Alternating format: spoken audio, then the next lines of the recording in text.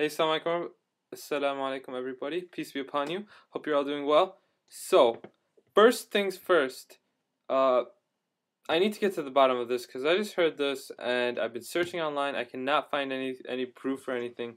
I've read a lot about Santa Claus and his origin and why the 25th and the pagan, background of it and having to do with the sun and Coca-Cola and their role in clothes and red and character and all that stuff. But I heard that it was originally this Sufi guy, this Darwish, who used to give all these toys to little children to orphanages, and then they took it and made it a character. But it's so crazy. I need proof because I'm not. It's just I don't know. It's so. Now I'm open to new things, but I need proof. So I don't know. Has anyone ever heard this before? That originally it's this Muslim guy, and then they took the idea and made him into a saint. I've heard of Saint Nicholas, but I don't know. It's very weird to me, and I need to get to the bottom of this. So if you know anything about it, or if you know that it's a myth and you know the root of this myth, or if it's a lie and where it came from, if you know anything, please do send it to me. I would love to read it, and I need to read it because it's very important to me. Some interesting things happened lately.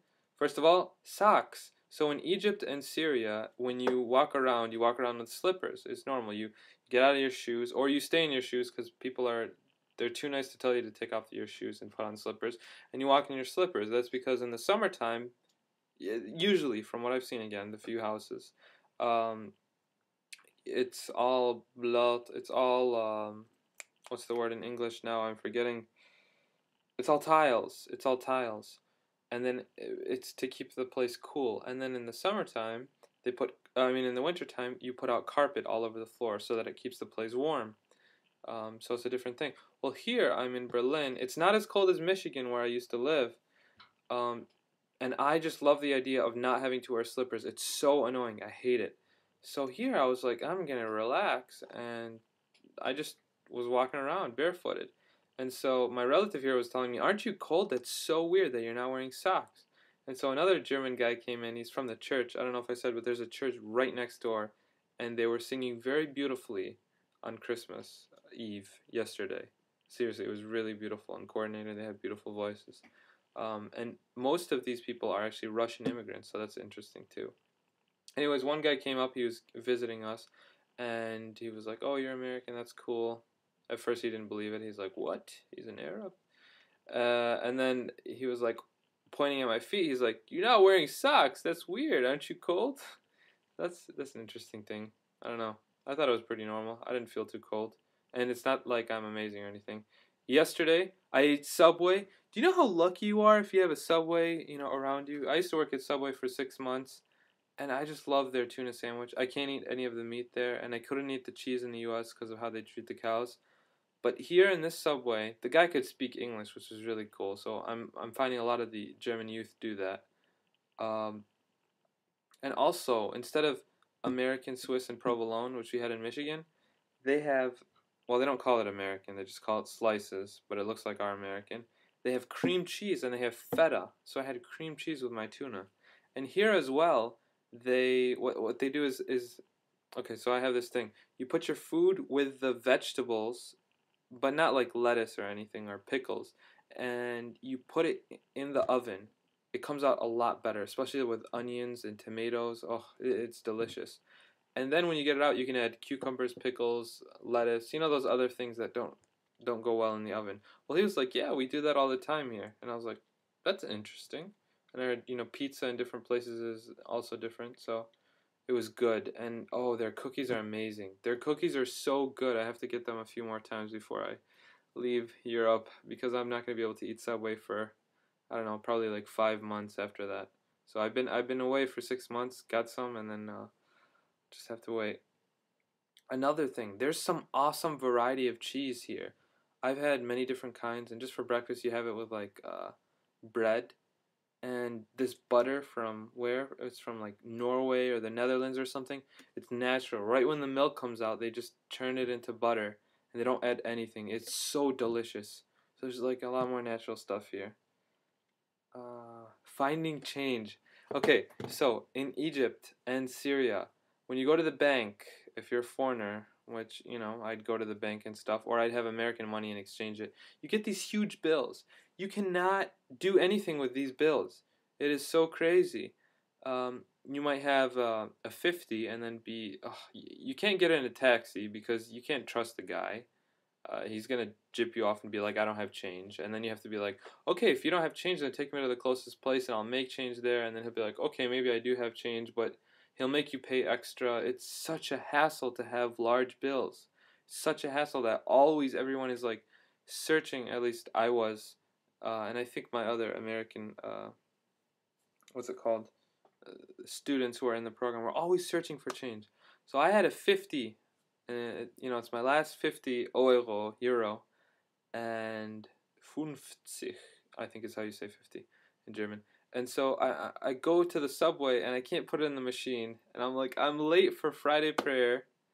I just kept searching, and then eventually I went down to this Turkish guy who had this shop that was filled with beer. And you know, selling beer is against Islam. Now, I don't know, maybe someone knows of some legal ruling that makes it different in other places, but from my knowledge, it's always impermissible because you can't drink, you can't sell it.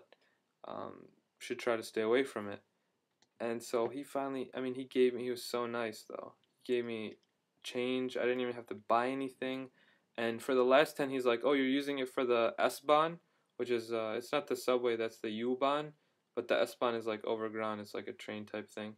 And so he even gave me coins and stuff. It was so cool to not feel helpless with large bills. But before I get into that, I was running late for a reason. Like I said last time, you know, going to Friday prayer, I posted that this morning. So getting ready for Friday prayer, you know, as a Muslim, you're supposed to, well, you're not supposed to, but personally, you know, I cut my nails, you know, I fix up my beard, do everything. We're supposed to look our best, smell our best, wear the best clothes, everything. You know, it's like going to church on Sunday. You gotta look very presentable. So it took me like 2 or 3 times longer than usual, and eventually, more shower stories. I'm in the shower, and basically, there's no, there's, it's either freezing cold or burning hot. I mean, I could not get in the middle, and I was like, whatever. And so it was so hot, it was so scalding hot that my skin started to turn red, and it was burning. I just started to, you know, I felt like my skin was going to start peeling, but I was just like, oh my God. And you're just crouched down, you can't stand up, and so, all part of the experience of traveling. And so that made me a little bit late. But on the way there, I was thinking about some things. First of all, Islamic law. So that's what I'm studying. Very interesting things. Now, most Muslims in the world will tell you, based on their views, that dogs are unclean. They're ritually impure. So I started thinking about like these new issues that I'm facing here in Germany, and I wonder just how Muslims here deal with that. In the subway, they have these seats, and the seats are not leather. They're actually very comfortable. They're fabric. Yet it's normal for dogs to just enter. So you have dog's hair all on the stuff. How do you deal with that as a Muslim when you get into there, in terms of being ritually clean and cleaning yourself before prayer? I don't know. That's a question I want to ask someone here. You know, see how the scholars here deal with that. Another thing, you know, I talked about buying chocolate. Well, when I went into the store, there was only one lady working there, and a male and a female in a location alone will only have, Satan will be the third person accompanying them, you know, if they're not married or not family or anything. So, you know, it's a danger thing. So you stop yourself from having those premarital or out of wedlock sexual relations. You know, it's a great way to, you know, stop that. But I started wondering, how do you do that? You know, should I have kept the door open, but there's the heat, and would she have let me do that? You know, nothing happened. Nothing happened between me and her. It was totally, you know, professional and normal. But it's a new situation.